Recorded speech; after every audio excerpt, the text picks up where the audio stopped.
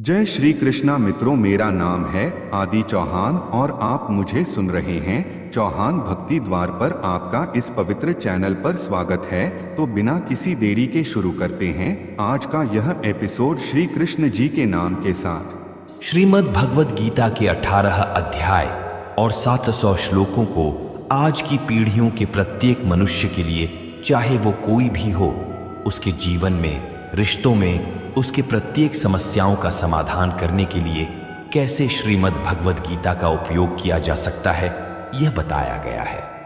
यहाँ पूरे 18 अध्याय को शामिल किया गया है और हर एक अध्याय की शुरुआत से पहले मैं आपको बताऊंगा कि उससे आपको क्या सीखने को मिलेगा। फिर उस अध्याय को बहुत ही आसान भाषा में आपको समझाया जाएगा और उसके बाद उससे होने वाले हमारे जीवन में सभी अच्छे परिणामों के बारे में आपको बताऊंगा। भगवद गीता सिर्फ एक किताब या धार्मिक ग्रंथ नहीं है, बल्कि इसमें वो ज्ञान है जो इस पृथ्वी पर जीवन जीने वाले प्रत्येक व्यक्ति के लिए उपयोगी है। हम सभी अपने जीवन में बहुत कुछ सीखना चाहते हैं और जीवन के हर पहलुओं को समझने की कोशिश करते हैं। ये गीता हमें जीवन जीने का सही तरीका बताती है, हमें यह जानने में मदद करती है कि मरने के बाद हमारे साथ क्या होता है, और ये भी बताती है कि ब्रह्मांड कैसे बना है और भगवान के अस्तित्व कैसे है। क्या हम पुनर्जन्म लेते हैं? क्या ये जीवन वास्तविक है या एक भ्रम? लेकिन क्या हमने ये सोचा है कि हमारे सपनों को पूरा करने के लिए हमें बिना थके, बिना किसी मार्गदर्शन के बिना सही दिशा की सफलता मिल सकती है? तो दोस्तों, इस सवाल का जवाब दीजिए। इस पृथ्वी पर जो न केवल हमारी बल्कि ब्रह्मांड की वर्तमान और भविष्य की सबसे महान उपदेश जो देते हैं, उनका नाम क्या है? वो है भगवान श्री कृष्ण। महाभारत के युद्ध के मैदान में भगवान श्री कृष्ण आज की तारीख से न जाने कितने ही युगों पहले एक ऐसा ज्ञान दिया था। आपके जीवन में जब खुद को सफलता की ओर बढ़ते हुए दिखाई देते हैं तो आपको यह महसूस हो सकता है कि आप अपने जीवन की सभी समस्याओं के सामने अर्जुन की तरह खड़े हैं और आपके लिए भी एक गीता का ज्ञान उपलब्ध है, और यह आपका अधिकार है कि आप उसे समझें और अपने जीवन में उसका मार्गदर्शन करें। भगवद गीता के ज्ञान को समझकर आपको यह आश्चर्यजनक एहसास होगा कि यह अमूल्य ज्ञान हमें हमारे असली उद्देश्यों की ओर ले जाता है। मैं आपको इस अद्वितीय युद्ध के मैदान कुरुक्षेत्र में लेके जाऊंगा और यहां आपको समझा दूंगा कि आखिरकार क्यों भगवान ने अपना ज्ञान देने का निश्चय किया। तो चलिए, हम कुरुक्षेत्र के युद्ध मैदान में हैं, जहां पर पांडव और कौरव युद्ध के लिए तैयार है, और यहीं से भगवद गीता का पहला अध्याय शुरू होता है। पहला अध्याय अर्जुन विषाद योग, अर्थात अर्जुन की मानसिक दुविधा। दोस्तों, इस पहले अध्याय से हम सीखते हैं कि कैसे हमारे जीवन में वो चीजें हैं जो हमें आगे बढ़ने से रोकती है।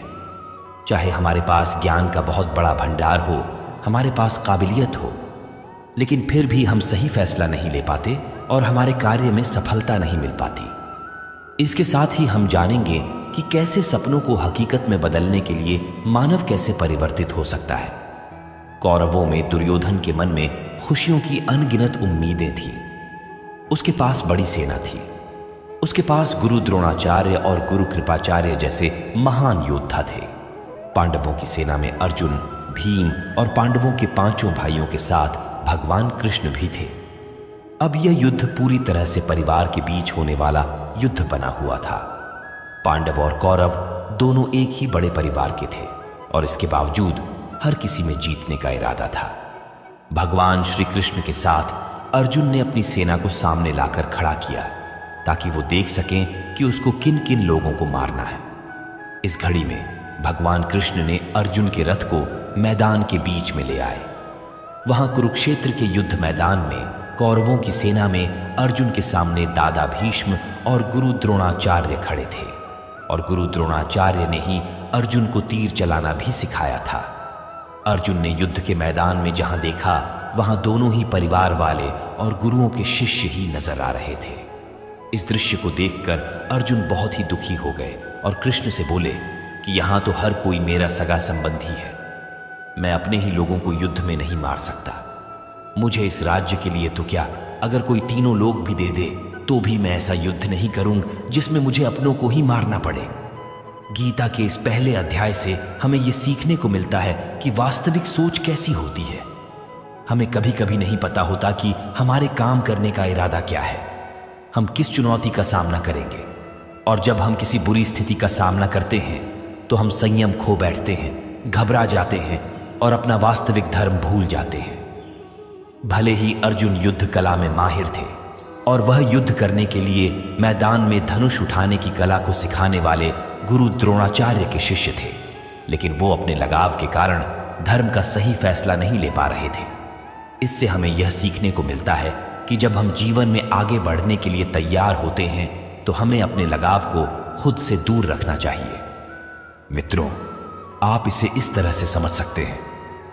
मान लीजिए आपका दिल से किसी व्यक्ति से गहरा प्यार है, लेकिन वह व्यक्ति आपके प्यार को समझने का मन नहीं रखते। इस बदले में आपको उसके प्रेम को प्राप्त करने के लिए मोहित नहीं होना चाहिए, क्योंकि लगाव किसी भी रूप में हानिकारक हो सकता है। जब तक यह लगाव है तब तक आप अपने आत्मा के धर्म को पूरा नहीं कर सकते। गीता का दूसरा अध्याय सांख्य योग यानी कि पुरुष प्रकृति का विश्लेषण करना। मनुष्य 5 संख्या से बना है: पृथ्वी, पानी, आग, आकाश और हवा। अंत में मनुष्य इसी में मिल जाता है। भगवान श्री कृष्ण ने अर्जुन को बताया कि जीवन में सबसे बड़ा योग कर्म योग है। भगवद गीता के दूसरे अध्याय से हमें भावनात्मक स्थिरता, आत्मा, मृत्यु, पुनर्जन्म के बारे में सीखने को मिलता है। यहाँ हमें गुस्से के सबसे बड़े कारण और उनके समाधान के बारे में भी बताया गया है। जब अर्जुन ने युद्ध करने से मना किया तो सारथी श्री कृष्ण ने कहा, हे अर्जुन, ये तुम्हें अचानक से क्या हो गया है? तुम जैसे महान योद्धा के मुंह से ऐसी बातें शोभा नहीं देती, इसीलिए अपने इस मन की कमजोरी को छोड़कर युद्ध के लिए फिर से खड़े हो जाओ। इस पर अर्जुन ने कहा कि इस युद्ध से बेहतर है कि मैं एक भिखारी बन जाऊं, क्योंकि मेरे पास यहां तक तो अपनी जिंदगी का कोई अहम मकसद ही नहीं है। मेरे पास सही और गलत का ज्ञान नहीं है, इसलिए मैं आपसे मार्गदर्शन मांगता हूं। श्री कृष्ण मुस्कुराए। क्या कोई इंसान उनसे कुछ मांग सकता है और वो नहीं देंगे? यहीं से शुरू होता है भगवद गीता का ज्ञान, जिससे आपको भी अर्जुन की भावनाओं को जानना और समझना चाहिए। श्री कृष्ण अर्जुन को बोले, क्या तुम अचानक से डर रहे हो? तुम्हें डरना नहीं चाहिए, क्योंकि ये लोग तुम्हारे मारने से ही मरेंगे और तुम्हें ही उन्हें मारना होगा। इन सब लोगों का पिछले जन्म से और आगे के जन्म के साथ कोई संबंध नहीं है। वो तुम्हारे जैसे अनादि है। इसलिए जैसे कि तुम अपने पुराने वस्त्र बदलकर नए पहनते हो, वैसे ही आत्मा शरीर को छोड़ देती है। हे अर्जुन, तू किसी मरे हुए इंसान को जीवित नहीं कर सकता, क्योंकि जीवन और मृत्यु का नियंत्रण सिर्फ मेरे पास है। तू तो उनकी मौत का सिर्फ एक कारण है, और ये लोग मरने के बाद भी मेरे ही पास आएंगे, क्योंकि वे शरीर नहीं है, वो तो आत्मा है, और आत्मा को किसी भी तरीके से नष्ट नहीं किया जा सकता। आत्मा अगले जन्म के लिए इस शरीर को त्याग देती है। जिस प्रकार तू अपने पुराने वस्त्र बदलकर नए पहनता है, इसी तरह से जैसे कोई कछुआ खुद को खुद में ही समेट लेता है, वैसे ही मनुष्य अपनी इच्छाओं को वश में कर लेता है। जो व्यक्ति अपने मन की सभी इच्छाओं और कर्मों के परिणामों को सोचना छोड़ देता है, वही स्थिर बुद्धि कहलाता है। जिसके मन से हर प्रकार का डर, भावना और क्रोध खत्म हो जाता है, वही मनुष्य शांत रहता है। जब हम अपनी इच्छाओं को पूरा करने के बारे में सोचते रहते हैं तो हमें वो इच्छाएं अच्छी लगने लगती है, तो हमें उन इच्छाओं को पूरा करने का मन करता है। और जब उन इच्छाओं को पूरा करने में कोई रुकावट आती है तो हमें गुस्सा आ जाता है, और गुस्से में हम खुद को खो देते हैं, और फिर हम अपने कर्म और धर्म को भूलकर अपनी स्थिति से नीचे गिर जाते हैं। लेकिन जो व्यक्ति अपनी इच्छाओं को वश में करके उनका गुलाम नहीं होता, उसका अंतर मन शुद्ध रहता है, उसके दुख का अंत हो जाता है, और जब उसके सभी दुख समाप्त हो जाते हैं तो उसकी बुद्धि स्थिर हो जाती है। लेकिन जिसकी इच्छाएं और कामनाएं उसके मन से नहीं जाती है, वो मनुष्य कभी शांत नहीं हो पाता, और जब शांति ही नहीं मिल पाएगी तो वो खुश कैसे रहेगा? उसकी हालत तो वो नाव की तरह होती है जिसको उसकी इच्छाओं की किसी भी दिशा में ले जाने की छूट मिल सकती है। स्थिर बुद्धि वाले प्राणी समुद्र की तरह स्थिर रहते हैं, और इसी प्रकार के जीव मृत्यु के बाद मेरी शरण में आते हैं। मित्रों, अब हम इस अध्याय की वास्तविकता पर आते हैं, और आप में से कई लोग होंगे जिन्होंने अपने प्रियजनों को खो दिया है, और आज तक आप लोगों में से जिन्होंने भी अपने प्रियजनों की मृत्यु का दुख नहीं झेला है, उन्हें यह जान लेना चाहिए कि उनके जीवन में भी उनके अपने किसी सबसे प्रिय की मौत एक दिन अवश्य होगी। लेकिन उस वक्त उदास होने की कोई आवश्यकता नहीं है, क्योंकि खुद भगवान ने ही हमें स्मरण कराया है कि हमें अपने जीवन से पहले भी हम इस संसार में मौजूद नहीं थे और मृत्यु हो जाने के बाद भी नहीं रहने वाले हैं, और इसलिए हमें मौत का डर नहीं होना चाहिए। इसका कारण यह है, या तो हम परमात्मा में हमेशा के लिए मिल जाएंगे या हमारा पुनर्जन्म होगा, और जब सभी लोग आखिर में एक ही जगह मिलेंगे तो विलाप करने का क्या मतलब रह जाता है। और यही प्रकृति का नियम भी है। और आपको स्मरण रहे कि हम कोई शरीर नहीं है, हम तो केवल आत्मा है और उस परमात्मा के अंश है। और अगर हमें बनाने वाला ईश्वर है तो हमें उनमें ही मिलने का प्रयास करना चाहिए, उनमें ही लीन हो जाना चाहिए। ये संसार तो एक भ्रम है जिससे उस परमात्मा ने बनाया है। हमने देखा था कि अर्जुन निर्णय लेने में असमर्थ थे। जब भी हम कोई निर्णय लेते हैं तो एक ओर हमारा मुंह होता है और दूसरी ओर हमारा वास्तविक कर्म होता है, और इस खेल में हम वो नहीं कर पाते हैं जो हमारा असली काम होता है और हमें जीवन में सफलता के मार्ग पर आगे बढ़ने में मदद करता है। इससे हम एक उदाहरण से समझते हैं। मान लीजिए आपको अपने घर से दूर कहीं किसी और शहर में शिक्षा के लिए या नौकरी के लिए या अपने किसी लक्ष्य को पूरा करने के लिए जाना पड़ रहा है, तो आपको अपने परिवार का मोह तो छोड़ना ही पड़ेगा। हमारे दुखों का सबसे महत्वपूर्ण कारण है हमारे खुद की इच्छाओं के बारे में विचार करना।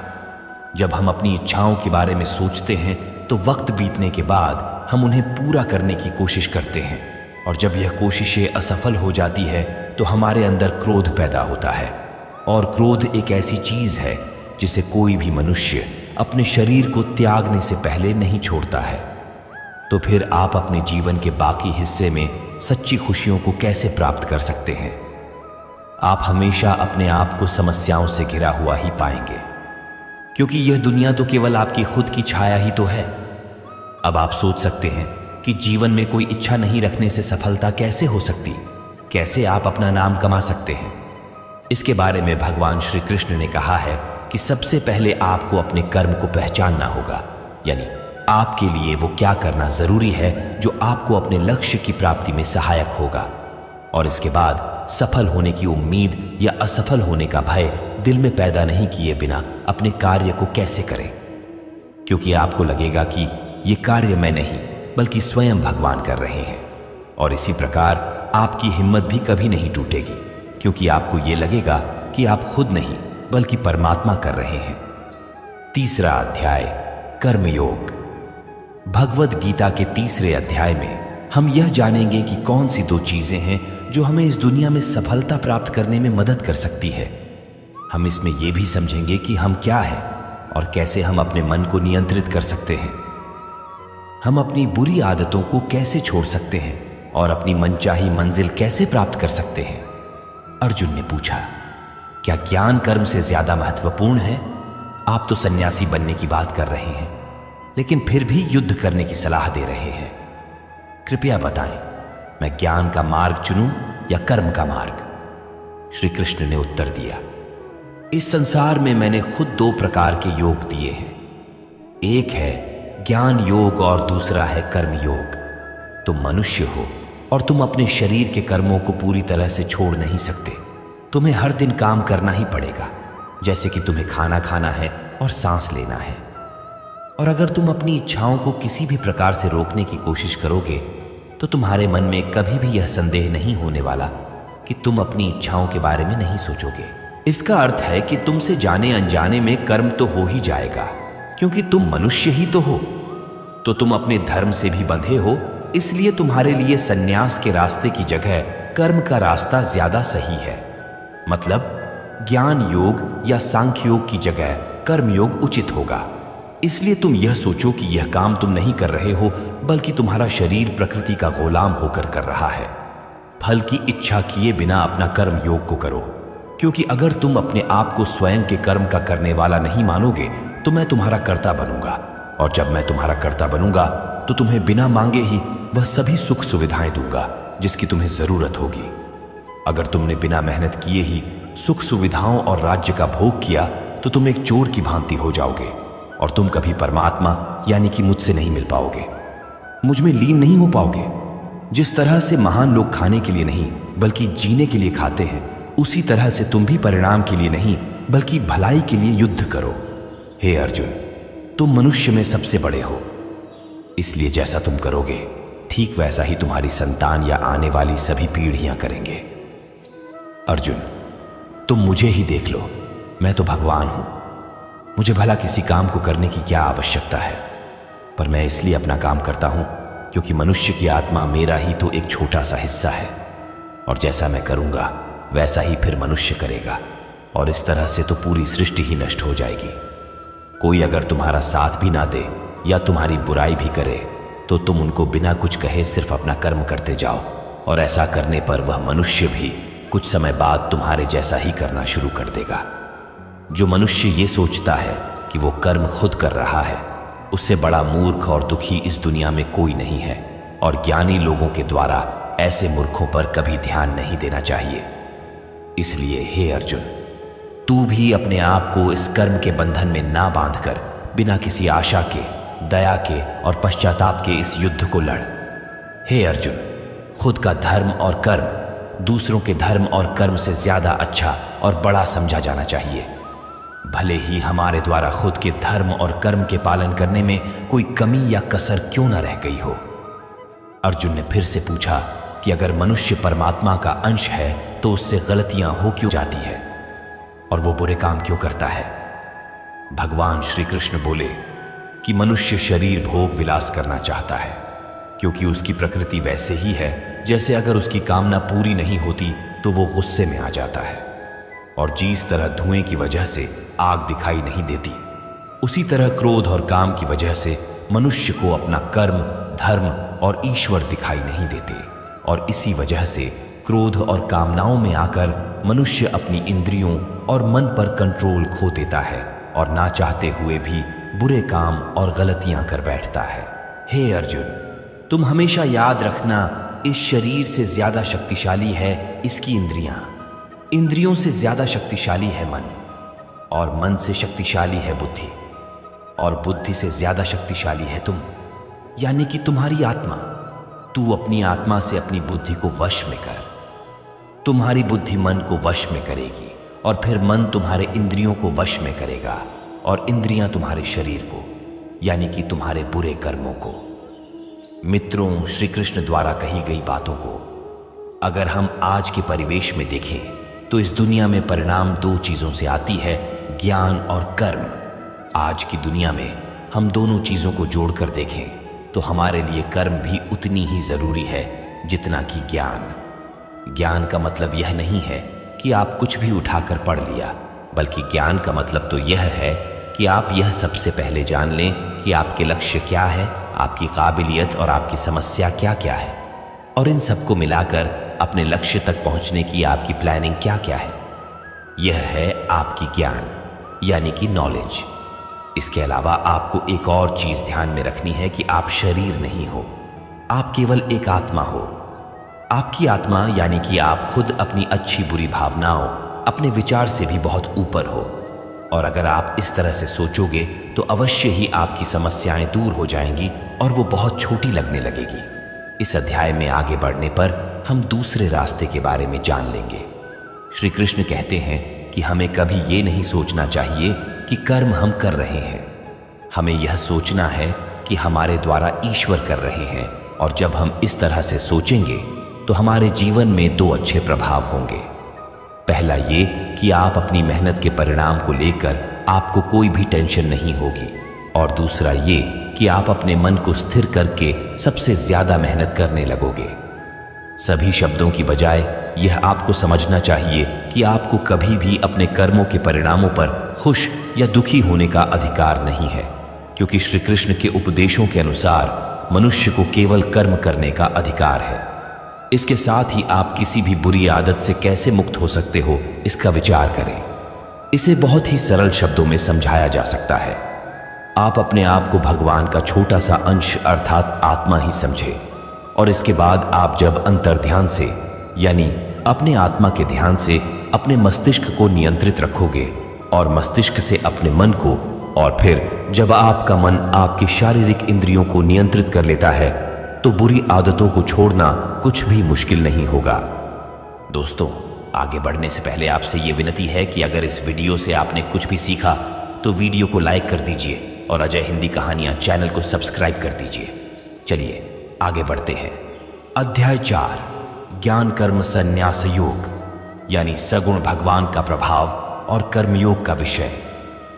भगवद गीता के चौथे अध्याय से हमें यह ज्ञात होता है कि भगवान कब और किस रूप में पृथ्वी पर आते हैं, और यहाँ तक कि गुरु से ज्ञान कैसे प्राप्त किया जा सकता है और ज्ञान क्यों जरूरी है। श्री कृष्ण ने अर्जुन से कहा है, अर्जुन, मैंने इस महान गीता ज्ञान को बहुत पहले बताया था, लेकिन समय के साथ वो ज्ञान समाप्त हो गया है। इस पर अर्जुन श्री कृष्ण से पूछते हैं, कृपया बताइए कृष्ण, आप तो अब वर्तमान काल में हैं, तो आप बहुत पहले के समय में ऐसा कैसे कर सकते हैं। श्री कृष्ण ने उत्तर दिया, हे अर्जुन, तुझे ये नहीं पता कि तेरे और मेरे कितने जन्म हो चुके हैं। जब इस संसार में धर्म का अस्तित्व संकट में होता है तब मानव रूप में अधर्म का नाश करने के लिए इस धरती पर आता हूं और कर्म करके अपने शरीर को यहीं छोड़कर वापस जाता हूं।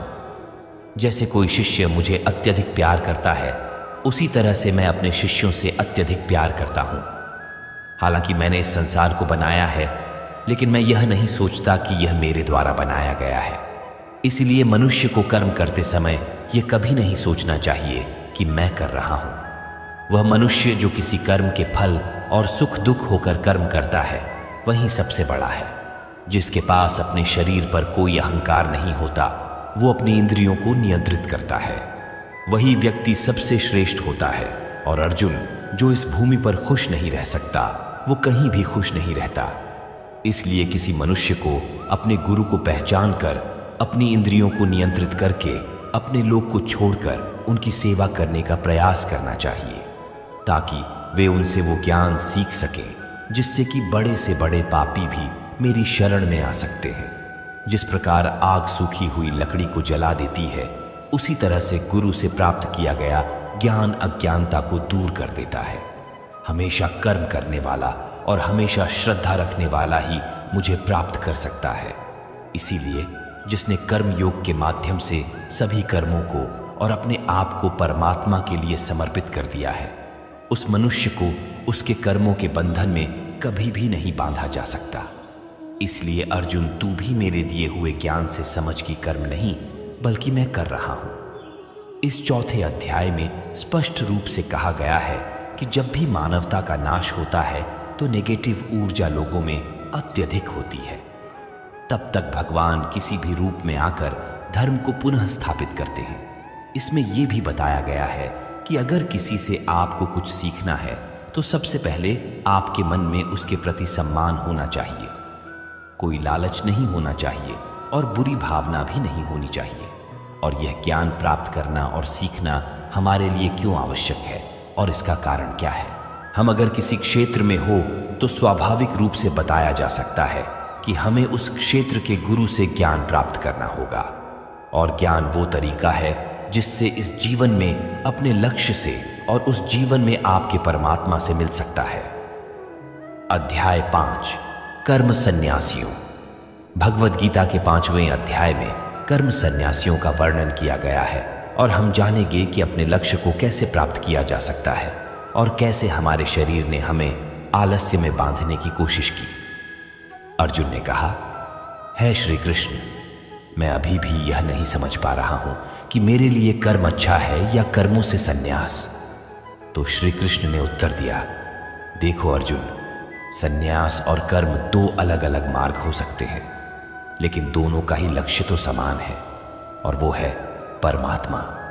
जो व्यक्ति अपने मन को भटकने नहीं देता, जो कर्म करके भी यही समझता है कि कर्म उसने नहीं किया है बल्कि यह तो परमात्मा ने किया है, और जो सभी जीवों को उसी परमात्मा का हिस्सा मानता है, वो मनुष्य मरने के बाद परमात्मा में ही मिल जाता है। महान व्यक्ति अपने प्रत्येक कार्य को अपने विचारों को स्पष्ट करने और दूसरों के हित के लिए ही करते हैं।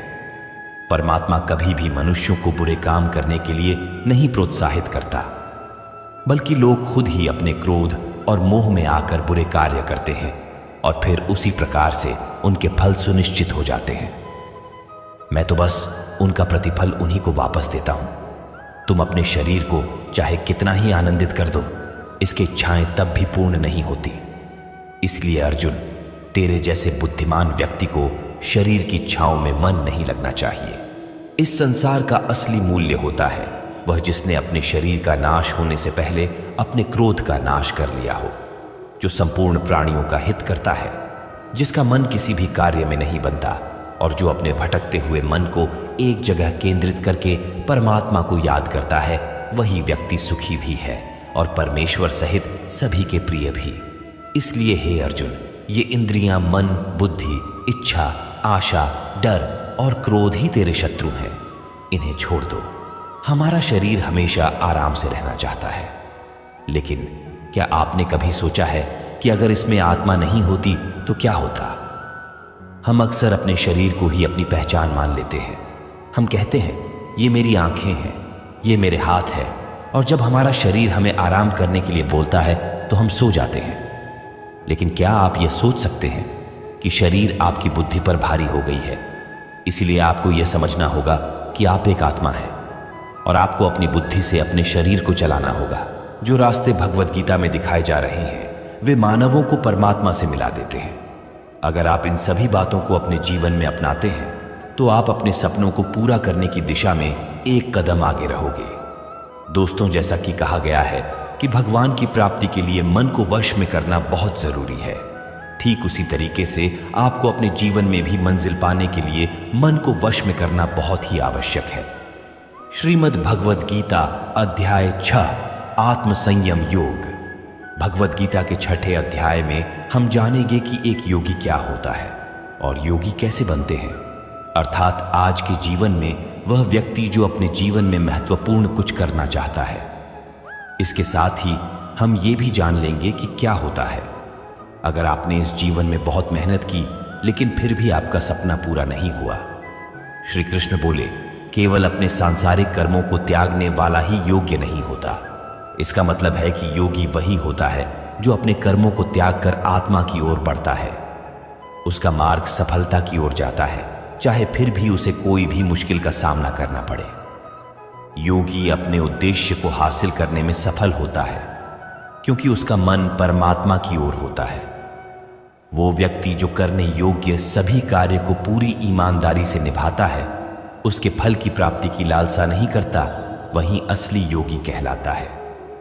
जो व्यक्ति अपने मन पर विजय पा लेता है, उसके लिए संसार में और कुछ जीतने की अत्यंत आवश्यकता नहीं होती, और जिसका मन इधर उधर चलता रहता है, उसके लिए संसार में कुछ भी प्राप्त करना सरल नहीं होता, क्योंकि हमारा प्रिय मन हमारा साथ ही होता है, और अगर हम उसके गुलाम बन जाते हैं तो वो हमारा सबसे बड़ा दुश्मन बन जाता है। जो व्यक्ति अपने मन के और संसार के किसी भी विचार या वस्तु से प्रभावित नहीं होता और जो मित्र, शत्रु, महात्मा, पापी, जीव जंतु आदि के प्रति समान दया भाव रखता है, वही योग्य की वास्तविक पहचान होती है। इसलिए हे अर्जुन, और जब इस प्रकार का योग भाव आता है तो किसी भी आशा के बिना, किसी भी डर के बिना अपने मन को मित्र बनाकर उसे मेरे ध्यान में समर्पित होना चाहिए।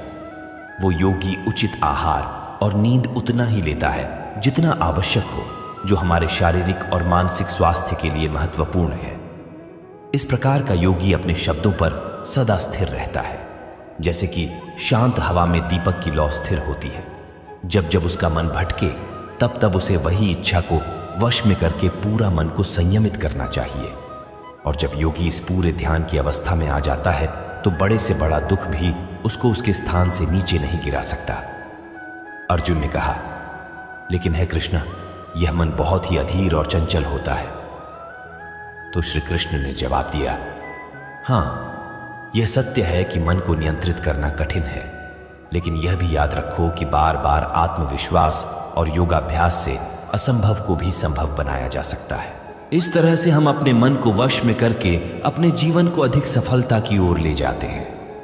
अर्जुन ने पुनः पूछा, है कृष्ण, अगर कोई योगी इस प्रकार से ध्यान में निश्चित रहकर योग करता है, लेकिन अंत में किसी कारणवश उसका मन भटकने लगे, तो क्या उसका सारा प्रयास व्यर्थ हो जाएगा? श्री कृष्ण बोले, नहीं अर्जुन, निरंतर परमात्मा की दिशा में बढ़ना हर आत्मा का अधिकार है। अगर किसी कारणवश वो योगी ध्यान से भटक जाता है तो भी वह पुण्य पुरुषों के लोक में कई वर्षों तक सुख और आनंद का अनुभव करता है, और वहां पर वो ध्यान भ्रष्ट योगी भी सुख में समय बिताने का अवसर प्राप्त करता है।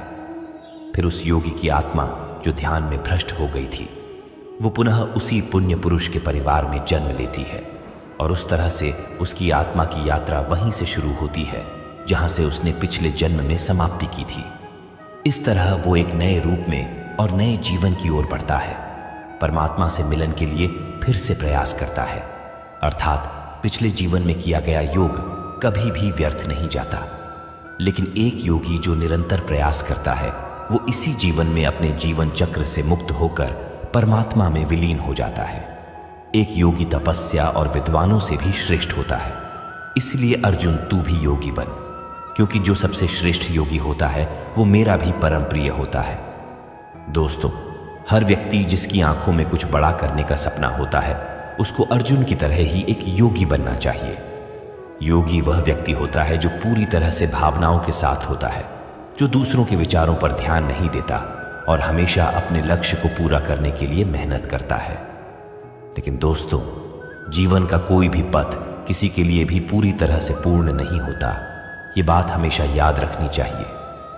क्या कोई इंसान उसके सपने पूरे होने से पहले ही मर जाता है तो उसकी मेहनत की कीमत किसी काम की नहीं रहती और अपने सपने सपने ही रह जाते हैं। ऐसा क्यों होता है? तो इसका जवाब इसमें छिपा है कि एक बहुत ही गुप्त बात है जिसे भगवान श्री कृष्ण ने इस अध्याय में बताया है कि अगर आप मेहनत कर रहे हैं और आपने बहुत अनुभव जमा लिया है, बहुत सारा ज्ञान प्राप्त कर लिया है, फिर भी आपको अपनी मंजिल नहीं मिल रही है, किसी कारणवश आपको असफलता का सामना करना पड़ रहा है, तो भी आपकी मृत्यु हो जाए या फिर आप सपनों को पूरा करने के लिए बूढ़े हो जाए, तो इस प्रकार के मरने के बाद भी आपके स्वर्ग में आपके कर्मों के अनुसार आनंद मिलेगा। भगवान श्री कृष्ण ने भी योगियों के बारे में इस गीता के 6ठे अध्याय में बताते हुए कहा है, और उन्होंने उन लोगों के लिए भी विशेष बनाया है जो सच में बहुत ज्यादा मेहनत करते। श्रीमद् भगवद गीता के 7 अध्याय है ज्ञान विज्ञान योग।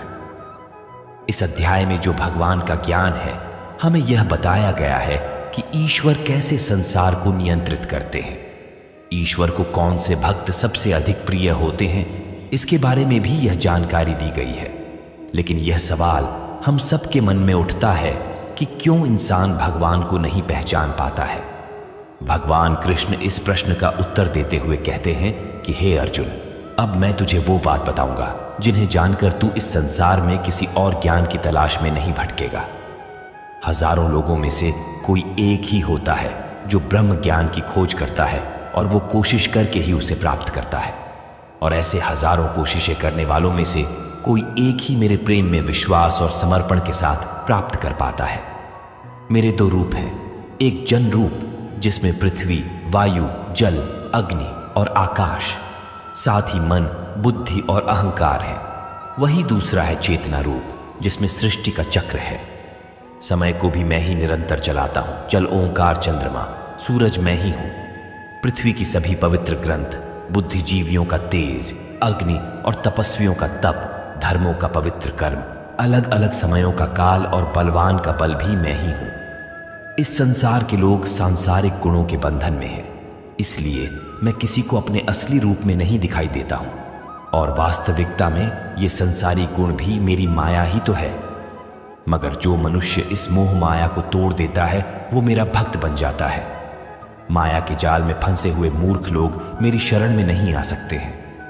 कोई भी भक्त 4 विभिन्न प्रकार से मेरी पूजा करता है। कोई प्राप्ति की इच्छा रखने वाला, कोई दुख के समय मुझे याद करने वाला, और कोई मुझे पहले से ही जानने वाला। लेकिन इनमें से मुझे सबसे अधिक प्रेम करने वाला ज्ञानी भक्त पसंद है। ये चारों भक्त दयावान होते हैं, लेकिन ज्ञानी पुरुष तो मानो मेरा ही रूप है। और ज्ञानी भक्तों में से वह व्यक्ति भी शामिल हैं जिन्होंने मुझे बहुत सारे जन्मों से माना है, और मृत्यु उसके बाद भी उनकी आत्मा मुझ में ही मिल जाती है। जो भक्त किसी इच्छा की पूर्ति के लिए किसी देवता की पूजा करते हैं, उनकी आस्था में मैं वही देवता बना देता हूं। और उस भक्त को अंततः वो देवता प्राप्त हो जाते हैं। इस फल की अवधि समय सीमित होती है। सीमित। अगर कोई भक्त मेरी पूजा करने के लिए किसी भी तरह का प्रयास करता है तो मैं उससे अपना बना लेता हूं, जबकि दूसरी तरफ वो मूर्ख जो मुझे जन्म लेने और मरने वाला मानते हैं वो मुझे प्राप्त नहीं कर पाते। मैं भूतकाल, वर्तमान और भविष्य को जानता हूं, हालांकि श्रद्धा रहित लोग मुझे नहीं जान सकते। वे भक्त जो सांसारिक मोह और माया को छोड़कर उच्च कर्मों का अभ्यास करके मेरी भक्ति करते हैं, वे मृत्यु से मुक्त होकर मुझ में ही लीन हो जाते हैं। जब आप अपने जीवन में कोई लक्ष्य स्थापित करते हैं तो समय बीतने के बाद वह लक्ष्य भूलने की आशंका हो सकती है, क्योंकि विभिन्न विचारों और कार्यों की बहुत अधिक चिंता होती है। भगवान श्री कृष्ण ने यह बताया है कि माया के जाल में फंसे व्यक्ति भगवान को भूल जाते हैं और इसी तरह कई बार अपने महत्वपूर्ण लक्ष्य को भी भूल जाते हैं और उन्हें लगता है कि उन्होंने जो लक्ष्य निर्धारित किया है वह तो बेकार है, व्यर्थ है। वो सोचते हैं कि जीवन तो केवल मजे लेने के लिए है, क्या पता कल रहूं ना रहूं। और इस तरह की सोच रखने वाले व्यक्ति को गीता में मूर्ख कहा गया है। जो इतना भी नहीं जानते, ये जो भटकाव है ये मेहनत करने वालों को बस आजमाता है और ज्यादातर लोग इसी भटकाव में बंद करके रह जाते हैं। वहीं दूसरी तरफ जो लगातार कठिन परिश्रम करता है वही व्यक्ति सफलता को प्राप्त कर पाता है और इसके मन को शांति प्राप्त होती है। अध्याय 8 अक्षर ब्रह्म योग। इस अध्याय में हम जानेंगे कि भगवान क्या है और उन्हें कैसे प्राप्त किया जा सकता है, देवता क्या होते हैं और इस संसार का कारण क्या है। ये सभी बातें हम इस अध्याय में सीख सकते हैं। अर्जुन ने पूछा, है कृष्ण परम ब्रह्म क्या होता है, अध्यात्म का स्वरूप क्या होता है, कर्म क्या होता है, ये संसार कैसे चलता है और देवता कौन होते हैं। इसलिए इस अध्याय में अर्जुन के इन सभी प्रश्नों के उत्तर भगवान श्री कृष्ण द्वारा दिए गए। श्री कृष्ण कहते हैं कि जीवों की वास्तविकता ही अध्यात्म होती है। कर्म हमारे द्वारा अतीत में किया गया त्याग होता है जिसका परिणाम हमें वर्तमान में मिलता है। उसी तरह से हमारे वर्तमान में किए गए कर्म या त्याग वह भविष्य में मिलने वाले परिणामों को ही जन्म देते हैं। इस संसार का निर्णय करता वो मैं ही हूं और जब कोई व्यक्ति अंत के क्षण में अपने मन में वही भाव और अपने ध्यान को उसी भाव में स्थिर करके शरीर को छोड़ता है तो वो उसी भाव को प्राप्त करता है। इसलिए मुझे याद करने वाले हमेशा मेरे पास आते हैं। इसलिए अर्जुन, तू भी मुझ में ही ध्यान कर और युद्ध करके तू मुझे ही पाएगा।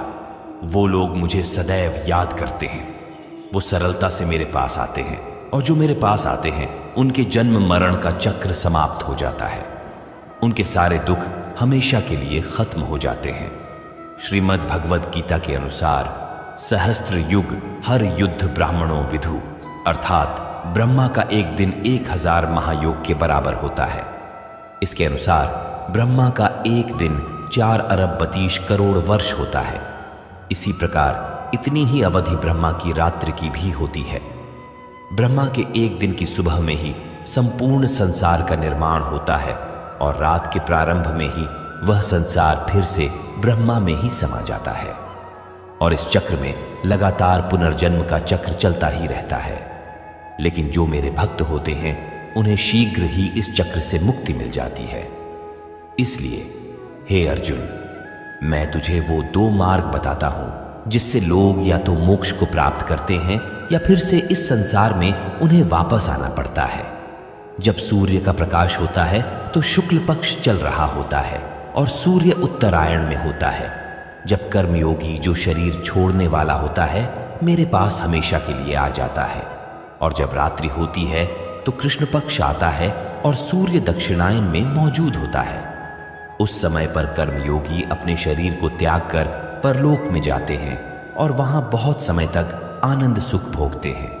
फिर संसार में उन्हें वापस आना ही पड़ता है। केवल एक योगी ही इस रहस्य को समझकर सभी कर्मों के फलों के मोह को छोड़कर परम ब्रह्म में मिल पाता है।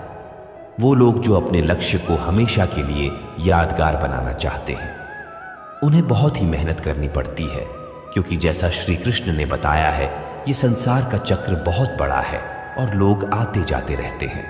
लेकिन वो लोग जो अपने जीवन में अद्वितीय निश्चय रखते हैं उन्हें ज्ञान योगी और कर्म योगी बनना होता है। ब्रह्मा का एक दिन बहुत लंबा होता है। इसका मतलब है कि यह ब्रह्मांड बहुत पहले से मौजूद है और बहुत आगे तक चलेगा और हमारा जीवन इस ब्रह्मांड के सामने बहुत छोटा होता है। इसलिए हमें ऐसा नहीं होने देना चाहिए कि हम सिर्फ अपने सपनों में खो जाए और ब्रह्म के दिन की शाम हो जाए।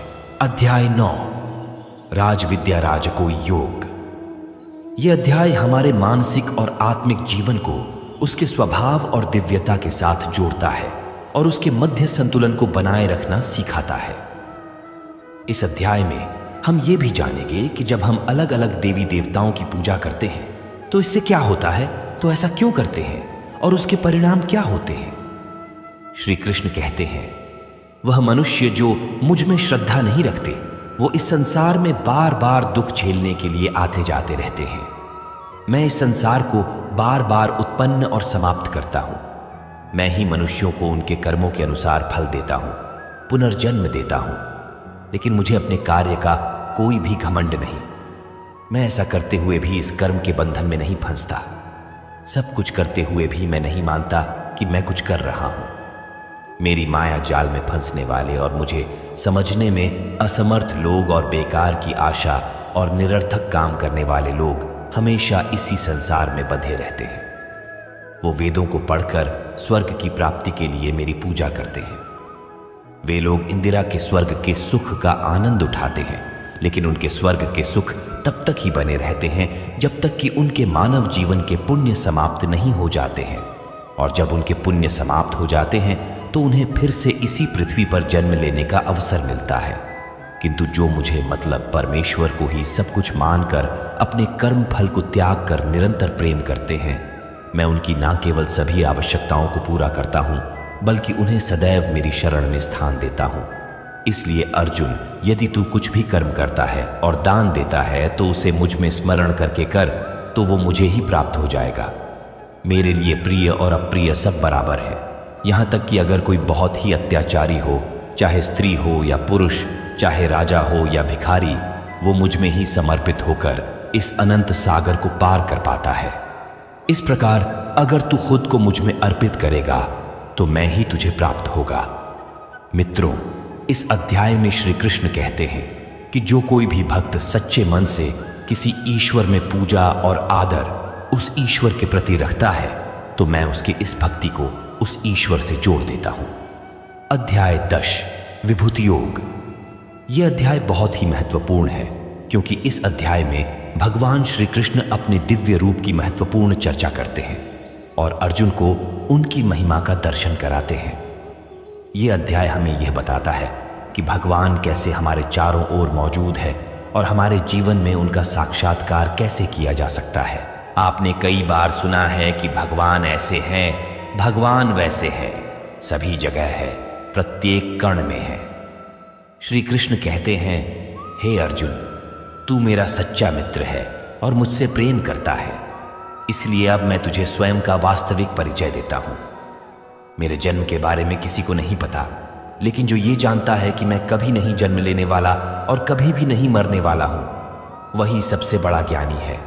ज्ञान और मूर्खता, सत्य और झूठ, सुख और दुख, मन और बुद्धि, रचना और नाश, कृति और अपमान सहित सभी भाव वास्तव में मैं ही हूं। इस जगत में जिन किसी ईश्वर की पूजा की जाती है वो असलियत में मैं ही हूं। दोस्तों, इस अध्याय में भगवान ने हमें ये दिखाया है कि वो हमारे जीवन के हर पहलू में मौजूद है। वो सबके आदर्श सूरज, चंद्रमा, वायु, अग्नि, धन, ज्ञान, ब्रह्मा, विष्णु, शिव, इंद्र, गरुड़, यमराज, गणित, गायत्री मंत्र, ऋतु, वसंत, निश्चय, भक्ति, विजय, रणनीति, रहस्य, मौन और अनगिनत अन्य रूपों में प्रकट होती है। भगवान ने हमें यह भी बताया है कि उनका अंत नहीं है, वो अनंत है, अपार है। वो हमारे सभी पहलू में है और उनको पूरी तरह से जान पाना हमारे बस की बात नहीं। श्री कृष्ण अर्जुन से कहते हैं, हे अर्जुन, मुझे पूरा जानना तेरे लिए किसी काम का नहीं है। बस तू इतना जान ले कि यह संसार मेरे एक छोटे से अंश से ही चलता है, यानी ऐसी कोई जगह नहीं है जहां पर भगवान ना हो। श्री कृष्ण ने यह भी कहा है कि अर्जुन को ना तो ईश्वर को पूरा जानना जरूरी है और ना ही वो कभी उन्हें जान पाएंगे। मित्रों, अगर हम इसे अपनी जीवन में इस तरह से देखें कि जैसे भगवान ने कहा है कि मैं अनंत हूं और तू उतना ही जान जितना तेरे लिए आवश्यक है, बिल्कुल उसी तरह से आपको भी अपनी लाइफ में उन चीज़ों में अपने टाइम और एनर्जी वेस्ट नहीं करनी है जो आपके लिए आवश्यक नहीं है। केवल आपके वास्तविक कर्म से जुड़े चीज़ों में ही अपना ध्यान लगाए, जिससे सफलता और मानसिक शांति प्राप्त हो सके। अध्याय 11, विश्वरूप दर्शन। इस अध्याय में भगवान श्री कृष्ण अर्जुन को अपने दिव्य रूप का दर्शन कराते हैं। यह दृश्य अर्जुन को भगवान की महानता और अद्भुत रूप का अनुभव कराता है। इसमें भगवान के विराट रूप के बारे में हमें जानने को मिलेगा। अर्जुन श्री कृष्ण से कहते हैं, हे कृष्ण, आपके दिए हुए ज्ञान से मेरे सारे संदेह दूर हो गए हैं, लेकिन अगर संभव हो तो मैं आपका महान रूप देखना चाहता हूं। तो श्री कृष्ण कहते हैं, हे अर्जुन, परंतु इन मानवों की आंखों से यह सब नहीं देख पाएगा तू, इसलिए मैं तुझे यह सब देखने के लिए दिव्य नेत्र प्रदान करता हूं।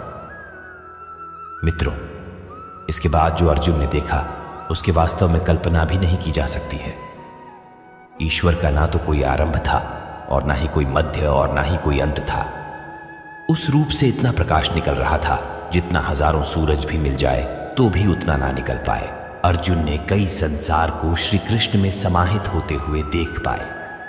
फिर अर्जुन ने हाथ जोड़ते हुए श्री कृष्ण से कहा कि हे परमात्मा, मैं आपके शरीर में सभी देवों को, सभी मनुष्यों को देख पा रहा हूं, लेकिन आपके शरीर का तो ना कोई आरंभ दिख रहा है, ना कोई मध्य है और ना ही कोई अंत। आप में हर तरह के अस्त्र शस्त्र हैं, हर तरह के प्रकाश और सूर्य हैं। स्वर्ग और धरती के बीच का पूरा आकाश मानो आप से ही भर गया है। कई देवता के समूह आप में प्रवेश कर रहे हैं तो कई लोग भयभीत होकर हाथ जोड़े खड़े हैं। आपके अनंत हाथ, पैर, पेट, आंखों वाले मोह रूप को देखकर समस्त सृष्टि सहित मैं भी व्याकुल हो रहा हूं।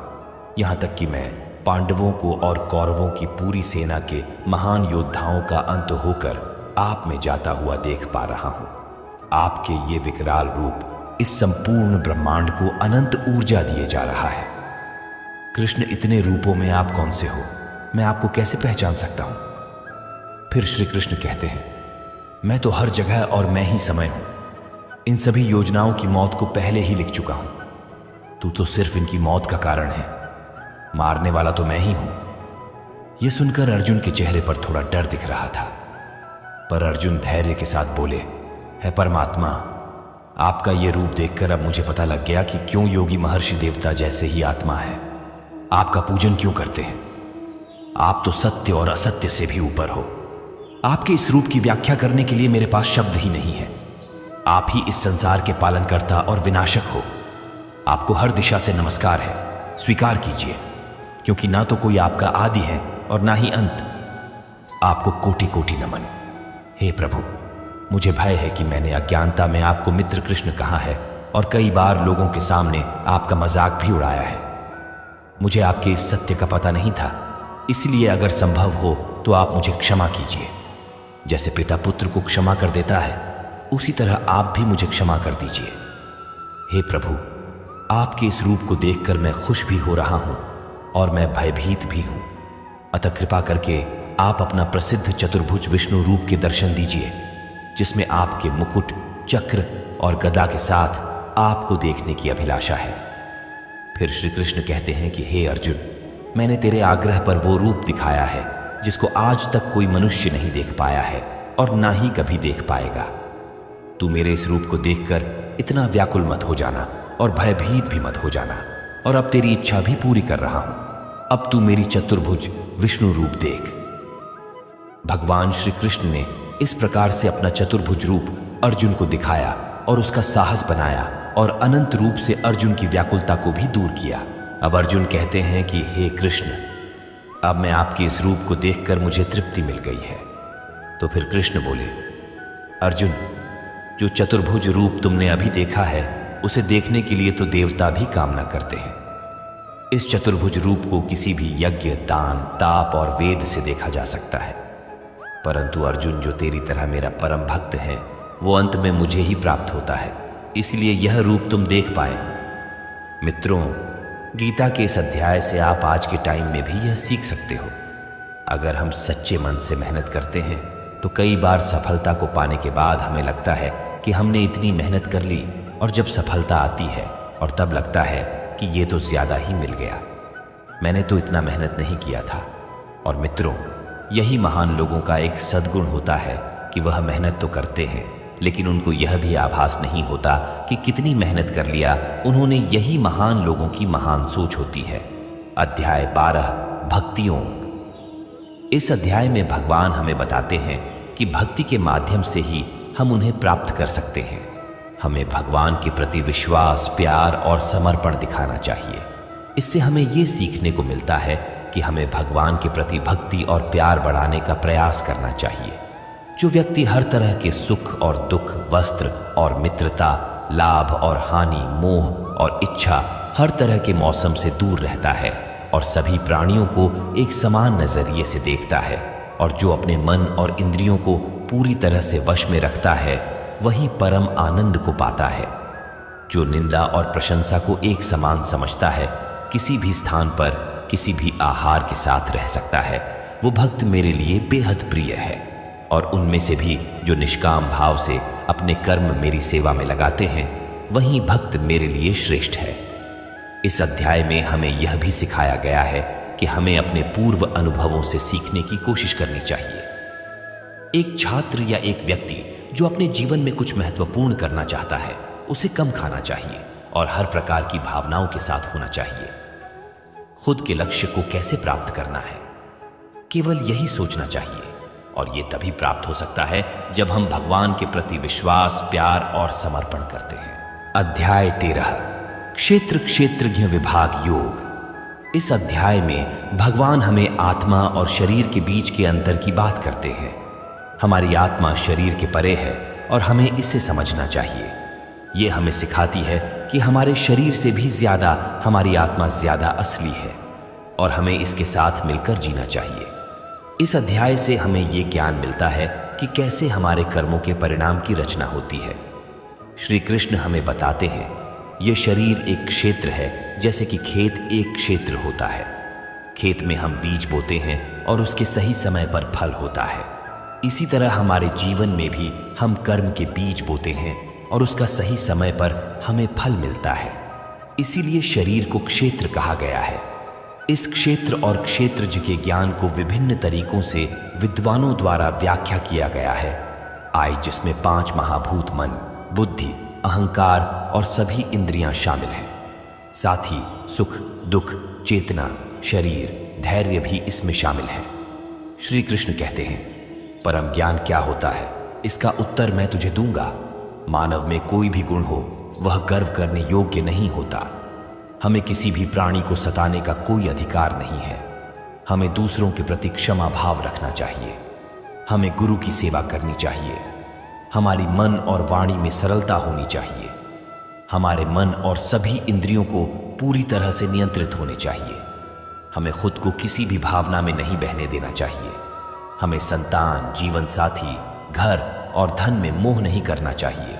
हमें अच्छे और बुरे में समान भाव रखना चाहिए और ऐसे लोगों से दूरी बनानी चाहिए जो किसी के साथ स्वार्थपूर्ण होते हैं। हमें एकांतवास में अपने मन को शुद्ध करना चाहिए और हमें परमेश्वर में पूरी तरह समर्पित और ध्यान मग्न रहना चाहिए। हे अर्जुन, अब मैं तुझे परम ब्रह्म के बारे में कहूंगा जो सर्वव्यापी है। वो सब इंद्रियों के साथ भी इंद्रियों के बिना है और वो निर्गुण होकर भी सभी गुणों के साथ है। वो सभी सजीवों और निर्जीव में है। वो दूर भी है और पास में भी है, लेकिन फिर भी जानने में नहीं आता। वो है ब्रह्म की तरह जीवन उत्पन्न करता है, विष्णु की तरह है, पालन करता है और शंकर की तरह विनाश भी करता है। वो अलग अलग कालों में होते हुए भी एक जैसा लगता है और एक ही काल में भी अलग अलग तरह का होता है। यह माया का भी महामाया है, परम से भी परम है और सभी प्राणियों के साथ उनके हृदय में निवास करता है। परंतु इसके बाद भी यह जानने योग्य है कि हे अर्जुन, इस प्रकृति और पुरुष का भी कोई आरंभ नहीं है, क्योंकि प्रेम और घृणा और तीनों तरह के गुण से ही आते हैं। कार्य और कार्यों को करने वाली इंद्रियां भी प्रकृति से ही उत्पन्न होती है। प्रकृति से जन्मा मनुष्य प्रकृति के ही गुणों को भोगता है और इन्हीं गुणों के अनुसार ही उसका जन्म और मरण तय होता है। इस तरह से जो भी मनुष्य पुरुष और प्रकृति के ज्ञान को जानता है वो कर्म करता हुआ भी मुझे प्राप्त होता है और मुझ परमात्मा को हर मनुष्य अपने अलग अलग तरीके से पाता है। और जो मंद बुद्धि होते हैं वो तो इस ज्ञान को सुनकर और मेरी प्रकृति को जानकर ही वो भी मृत्युलोक से मुक्त हो जाते हैं। यह अध्याय हमें सिखाता है कि हमारे शरीर के बाहर हमारी आलसी हमारी असली आत्मा है और हमें उसके साथ मिलकर रहना चाहिए। अध्याय 14 गुणत्रय विभाग योग अर्थात गुणों का महत्व। इस अध्याय में भगवान गुणों के बारे में बताते हैं, सत्व, रजस और तमस के गुण। श्री कृष्ण कहते हैं, हे अर्जुन, अब मैं तुझे संसार के उन 3 गुणों के बारे में बताऊंगा जो आत्मा को शरीर से बांधते हैं और जिन्हें जानकर कोई भी मनुष्य मुझे पा सकता है। ये 3 गुण हैं, सत्वगुण, रजोगुण और तमोगुण। सत्वगुण सभी गुणों में श्रेष्ठ है और ये ज्ञान और सुख से जुड़ा होता है, कामना और आसक्ति से उत्पन्न होता है जो कर्म और उसके फल में बनता है। रजोगुण मनुष्य को कर्म करवाता है और उसे अविचलित रहने नहीं देता, यह कामना और आसक्ति से उत्पन्न होता है। तमोगुण मनुष्य को बोझिल और मनुष्य को उसे आलस्य और निद्रा में बाधित करता है। ये 3 गुण मनुष्य की प्रवृत्ति को प्रभावित करते हैं। जिस प्रकार सत्वगुण बढ़ जाता है तो मन में शांति और ज्ञान बढ़ता है, वहीं समय रजोगुण को बढ़ता है। जब रजोगुण बढ़ता है तो मन में लालच और स्वार्थ का आभास होता है और तब तमोगुण बढ़ता है। तमोगुण में अंधकार होता है और व्यक्ति मनोबल के खोने का अनुभव कर सकता है। ये 3 गुणों को वश में कर जो व्यक्ति इन 3 गुणों के बारे में जानता है तब वो अपने कर्तव्य को पालन करते हुए संसार से मुक्त हो जाता है और मुक्त होकर वो परम ब्रह्म को प्राप्त होता है। दोस्तों, ये तीनों गुण सभी के जीवन में महत्वपूर्ण है। अगर आप सकारात्मक परिणाम की कामना करके मेहनत कर रहे हैं तो यह निश्चित नहीं है कि आपको खुशी होगी या आप दुखी हो गए। इसलिए इस अध्याय से हमें यह सीखने को मिलता है कि हमें सत्व गुण को विकसित करना चाहिए जो शांति और ज्ञान का प्रतीक है, जिससे हमारे जीवन में आध्यात्मिक उन्नति होती है और समय समय पर हम अपने गुणों की परीक्षा करके उन्हें सुधार सकते हैं। अध्याय 15 पुरुषोत्तम योग। इस अध्याय में भगवान हमें आत्मा की अमृत के बारे में बताते। हमारी आत्मा हमारे शरीर से बड़ी होती है।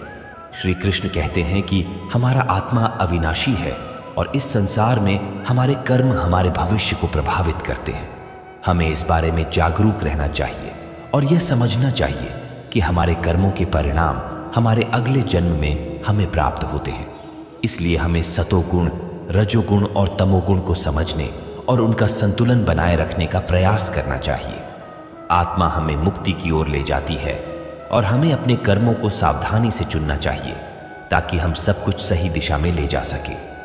इसी तरह से हम परम ब्रह्म की प्राप्ति कर सकते हैं और सभी व्यक्ति के अंतर्निहित परमात्मा को पहचान सकते हैं। इस अध्याय से हमें यह सीखने को मिलता है कि हमें सत्व गुण को बढ़ाने का प्रयास करना चाहिए और अपने अंदर के तमोगुण और रजोगुण को कम करने का प्रयास करना चाहिए, जिससे हम अपने जीवन में सफलता और आत्मा की मुक्ति की दिशा में आगे बढ़ सके। अध्याय 16 देवासुर संपद विभाग योग अर्थात गुणों का विभेद। इस अध्याय में भगवान हमें दैव्य और असुरी प्रकृति के बारे में बताते हैं। दैव्य प्रकृति वाले लोग धर्म, सच्चाई और प्रेम को प्राथमिकता देते हैं, जबकि असुरी प्रकृति वाले लोग अहंकार, क्रोध और द्वेष की दिशा में आगे बढ़ते हैं।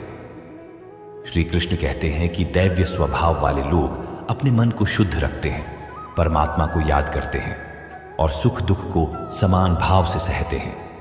वो धर्म का पालन करते हैं और दूसरों को कभी कष्ट नहीं पहुंचाते। उनमें अहंकार नहीं होता और वे सबको बराबर मानते हैं। विरोधाभास, क्रोध, आसक्ति और अज्ञान से युक्त आसुरी स्वभाव वाले लोग दुश्मनी करते हैं और लोगों को कष्ट देते हैं। वो धर्म का अनादर करते हैं और बुरे कर्म करते हैं। वो हमेशा मोह में रहते हैं। हमें समझना चाहिए कि दैव्य स्वभाव का पालन करके हम अपनी आत्मा को मुक्ति दिला सकते हैं, जबकि आसुरी स्वभाव से हम मोह के बंधनों में फंस सकते हैं।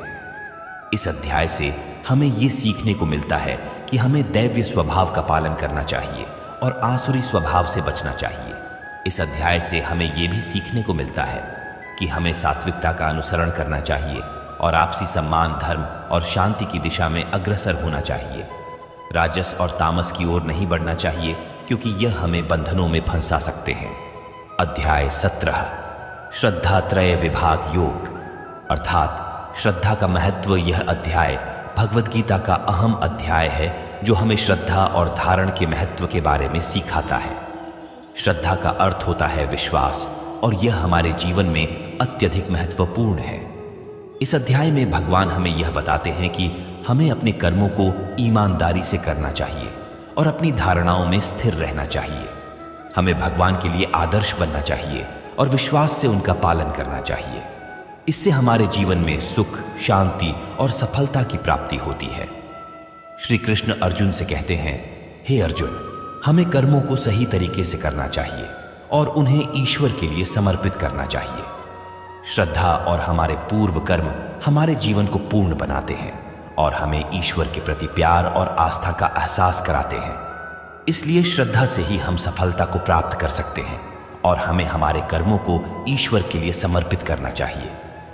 हमें अपने जीवन में सच्ची और दिल से आस्था बनानी चाहिए क्योंकि वो हमें आदर्श और आदर देती है जो अंततः हमारे जीवन को संवारती है। अध्याय 18 मोक्ष संन्यास योग। दोस्तों, इस अध्याय में हमें त्याग और संन्यास के बीच परस्पर संबंधों के बारे में बताया गया है और इसीलिए यह अध्याय बहुत ही ज्यादा महत्वपूर्ण हो जाता है क्योंकि त्याग और संन्यास के रास्ते भी मोक्ष की प्राप्ति की जा सकती है।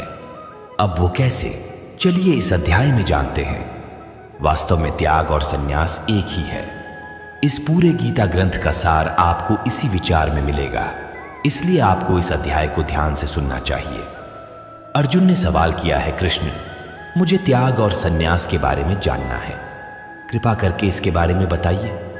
श्री कृष्ण ने कहा, हे अर्जुन, इस संसार में कुछ लोग कर्मों के फलों को छोड़ने को ही त्याग कहते हैं और अगर कर्मों को ही त्याग दें तो उसको संन्यास कहते हैं।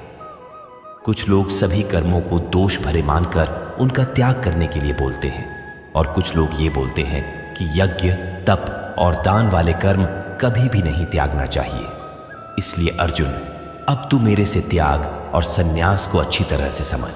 इन दोनों में सबसे पहले मैं त्याग के बारे में बताऊंगा और ये त्याग भी 3 तरह के होते हैं, सत्व, राजस और तमस। यज्ञ, तप और दान ये तीनों त्याग के योग्य नहीं है बल्कि फल की इच्छा के बिना किया जाता है। यज्ञ, तप और दान यही सात्विक त्याग कहे जाते हैं, मतलब जो शास्त्रों में दिया गया कर्म और धर्म है जिसमें फल और आसक्ति नहीं है उसको सात्विक त्याग कहा जाता है। किसी अन्य कारण के लिए अगर किसी कर्म का त्याग किया जाता है तो उसे तामस त्याग कहते हैं। जो व्यक्ति किसी भी काम से ना तो प्रेम करता है और ना ही नफरत करता है वही सच्चा त्यागी होता है। मनुष्य शरीर कितना भी प्रयास कर ले वो फिर भी पूरी तरह से कर्म को छोड़ नहीं सकता, जैसे कि सांस लेना। इसीलिए कर्मों के फलों को छोड़ देना ही सच्चा त्याग होता है। जो लोग कर्म फलों का त्याग इस संसार में नहीं करते उनके कर्म फल मृत्यु के बाद भी उनका पीछा नहीं छोड़ते। इसीलिए कर्मों के फलों को छोड़ देना ही सच्चा त्याग होता है। जो लोग कर्मों के फल को छोड़ने का यह मार्ग नहीं चुनते उनके कर्म फल मृत्यु के बाद भी उनके साथ रहते हैं। इसलिए हमें अंततः अपने कर्म के फल की कामना को त्याग देना चाहिए।